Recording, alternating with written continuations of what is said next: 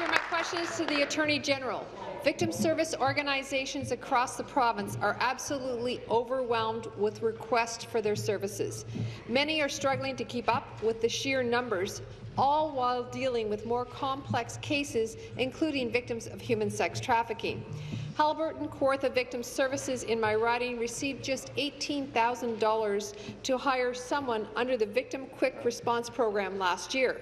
That was barely enough to hire even half a person. They made the most of it and helped dozens of trafficking victims.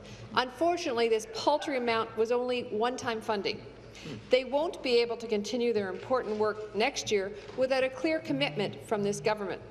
So my question to the minister is, will he assure Halliburton Kawartha Victim Services that they will have the funding they need to help human sex trafficking victims in the new year? Good question.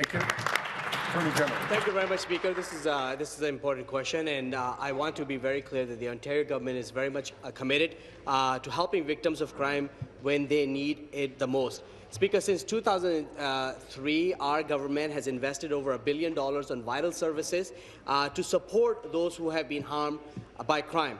And as part of our government's strategy to end human trafficking, we will invest $1.93 million over 4 years to expand the benefits available under the Victim Quick Response Program to better serve victims of human trafficking. Speaker, we are also investing $6.65 million over 4 years to enhance the Victim Crisis Assistance Ontario program so that our community-based service delivery partners can provide better support and case coordination for victims of human trafficking. Speaker, further, as part of government's sexual violence and harassment plan, in 2015, we increased funding to sexual assault centres by $1.75 million per year. Speaker, there's definitely more to do, and I remain very much committed to supporting victim services across the province. Thank you. Supplementary.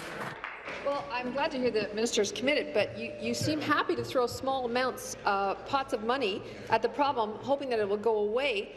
It just shows that you're not taking the concerns of victim services organizations seriously. What I hear is that they are exasperated. They have not heard anything from the government in response to their call for a review of the current funding formula. Several of my colleagues on this side of the House have raised these concerns over the past several months from all across our ridings, Hope 24/7, for example, but this government is not listening. There is still no action. Mr. Speaker, will this government finally commit to a review of its victim service funding formula in consultation with providers to ensure that it meets the needs of victims in a sustainable way, Mr. Speaker? Well done. Minister. Speaker, this government has done more to support victim services than any other previous government. The work, Speaker, this government and this Premier has done in terms of putting an end to human trafficking, in terms of combating sexual violence and harassment. There is no example of any government in the history of Ontario, the amount of investments and policy work that has been done by this government. And Speaker, I'm very proud of being part of a government that takes these issues seriously because it goes to building an inclusive economy. Speaker, what worries us the most is the $12 billion cut that they have outlined, the Conservatives have outlined in their platform that's going to gut exactly these kinds of programs. It's okay for the member opposite to stand up and ask for more investment, whereby her own platform is going to cut all victim services and all these important funding for her community and communities across the province.